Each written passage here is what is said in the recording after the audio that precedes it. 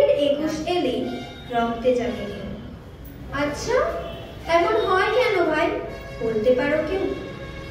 21 এলেই মনের মাঝে রাগ যত হয় জমা, বাংলা ভাষার বিরোধীদের করবো না ক্ষমা। A very good morning to my respected sirs, seniors and all of my friends and my dear parents. I am Farhana.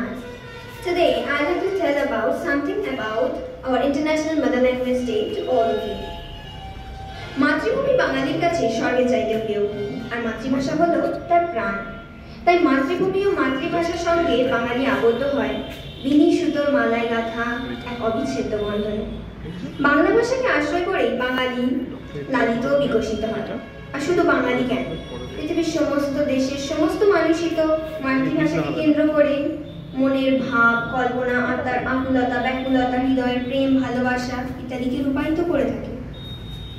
তাই মাতৃভাষা আমাদের কাছে মাতৃদূত সমান। কিন্তু এক সময় যারা বাঙালির কাছ থেকে কেড়ে নিতে এসেছিল সেই মাতৃভাষাকে, তাদের কিন্তু বাঙালি ছেড়ে দেয়নি।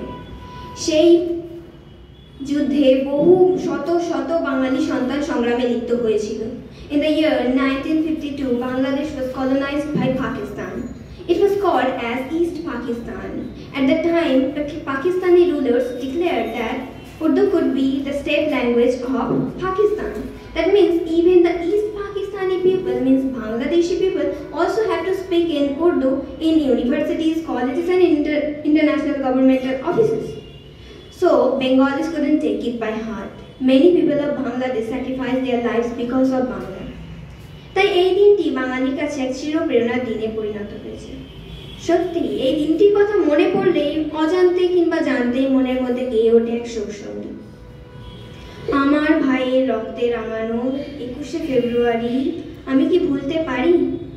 তাই তো আজ সারা পৃথিবী, সারা বিশ্বের সমস্ত দেশে এই দিবসটি পালিত হয়ে থাকে মাতৃভাষা দিবস হিসেবে।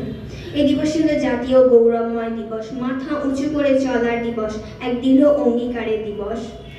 এই দিবসে মাতৃভাষার মর্যাদা রাখতে গিয়ে বাঙালি বুকের রক্ত বইয়ে দিয়ে যে ইতিহাস রচনা করেছিল, তা শুধু বাংলাদেশই নয়, সমস্ত পৃথিবীর সমস্ত দেশ তাকে আর শ্রদ্ধায় বরণ করে নিয়েছে।